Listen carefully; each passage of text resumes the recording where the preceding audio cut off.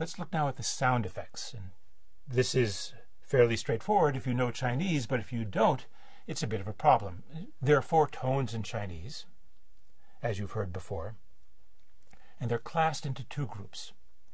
One is what's called a deflected tone. These are the tones which rise and fall, ma, ma, ma. And then there's a level tone, what's called the ping tone. The deflected tone is called a zi tone.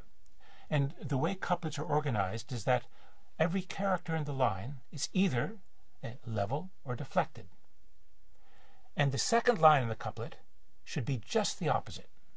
And you can see the example here, where the zi or deflected tone is marked by the plus, and the level tone is marked by the minus. So, for example, one might go zi zi ping ping zi, ping ping zi zi ping, and so on.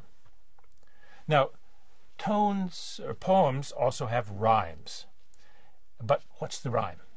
In this case, what we want you to do is we want you to look at the romanization, the spelling of the sound of the Chinese character, and see if you can figure out what the rhyme scheme is for this poem, A Guest Comes.